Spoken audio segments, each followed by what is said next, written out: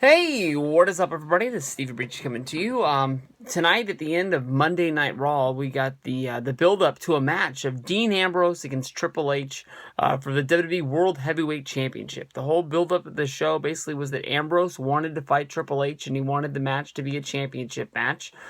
We all knew that honestly months ago, WWE decided that they were going to be holding a network special live from Toronto, which is called March to WrestleMania, which will be taking place March 12th.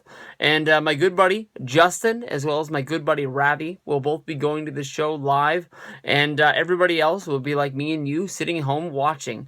When this was named, I'm all for WWE doing a live specials, but to me, honestly, I don't think you need anything more to help sell WrestleMania. I don't think the show is going to be a mistake. I don't think it's going to be anything like that.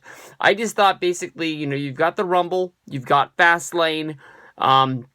Do you really need anything else to get you there? But then, you look at the Beast in the East show that was treated like it was its own almost special pay-per-view, and then they turned around and they did the live from Madison Square Garden show in New York, and that was almost treated like it wasn't even a part of a WWE universe. That was treated like you basically got to go to a house show. And I think everybody out here has known what it's like to go to a house show. I personally love house shows. I know that you have to disband a lot of disbelief when you walk into the arena.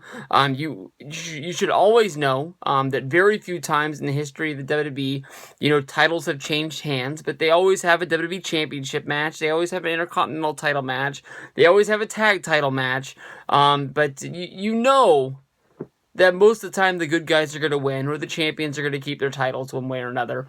But it's just fun to go there and see wrestling, and go there and be able to see things that you wouldn't be able to see on television. MVP on his podcast on MLW told the story about him wrestling against Dolph Ziggler, and it was a match that was around Halloween time, and as he was attacking Dolph on the outside, he reached into the crowd, he grabbed a Rey Mysterio mask, and he put it on, and as Dolph Ziggler turned around expecting to get punched, he just sold the fact that MVP was wearing this mask, and treated it like almost like he got hit with a finisher. But those are the things that you get to see there. But I think that honestly, when you do the specials, even though they're not really 100% going along with everything that's going down on Monday Night Raw. I mean, if you look at the matches that were named to go along with it, it was like Luke Harper against Brock Lesnar, Triple H, I apologize, not Triple H, it was Roman Reigns against Sheamus, AJ Styles against Chris Jericho. A lot of these matches probably won't be taking place because of the fact that, they do this a lot. It's card subject to change. At the time, they were probably thinking that Brock Lesnar was going to be fighting the Wyatts, so having a match against Luke Harper made sense. Triple H probably wasn't planning on being as a part of this show. And I don't know if Triple H is going to be fighting Dean Ambrose on this show because of the fact that Roman Reigns had that nose surgery and he's not able to work yet, or one way or another. But,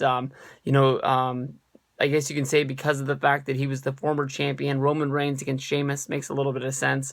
It doesn't really seem like it's a match that people will be dying to see. AJ, Chris Jericho, them now being a tag team, that match will probably be something else along the way because they wouldn't want to ruin this Y2AJ storyline that they going on. But as far as main events go, I was sort of critical of Dean Ambrose being a championship contender earlier last year when it was like Elimination Chamber, and I think he got 2 shots at the title. And I think the show that was that he almost won it was at the Elimination Chamber, when basically he hit the finisher, he got the 1, 2, 3, he got to celebrate with the belts, and then the referee woke up and basically said that there was a ref bump, and he disqualified Seth Rollins. And even though it would have been better for the referee to punish Rollins, he did the right thing, and he gave the championship back, and it was sort of like the dusty finish, and everybody went home. A moment that they'll probably always remember, but it's never going to be in the history books that Dean Ambrose was WWE champion. Dean Ambrose, skipping Roman Reigns and then getting a title shot before WrestleMania honestly doesn't make a lot of sense when you're basically thinking about Roman Reigns, winning the match at Fastlane. It's almost like Dean Ambrose got a championship shot, and it could really mess with the outcome of what WrestleMania is going to be. It could change the matchups at WrestleMania to be Dean Ambrose against Roman Reigns if you really want to twist your head around it. I don't think that anybody thinks that Triple H is going to be losing it, but it doesn't make a lot of sense for Triple H to be defending the title anyways. Triple H won the title at the Royal Rumble, where it was never really told to us, but you got to guess that he had a lot of luck on his side to pull number 30 at the Royal Rumble. But was it that he grabbed the ball before everybody else got the chance, or maybe he beat up somebody in the back and took their spot? It didn't make a lot of sense. But Ambrose was the last guy in there, so he got into Fastlane. He didn't win, but somehow he's getting a title shot before Roman Reigns is. So I don't know, but honestly, in my mind, I think, like a lot of people, I think that Dean Ambrose is going to be getting a title shot against Roman Reigns after WrestleMania, whether if that's at Payback, whether if that's Extreme Rules, however it takes to get Triple H out of the picture. It doesn't make a lot of sense to me, because I thought the whole deal was that Ambrose would be Brock at WrestleMania, and then Ambrose would go and basically rub that in Roman Reigns' face and basically say that I beat the guy that you couldn't beat. Now I'm going to beat you, and I'm going to take the championship, and that would sort of be your build-up. But, if Ambrose turns on Reigns, he doesn't really have a reason unless Reigns interrupts that championship match, and that makes a lot of sense.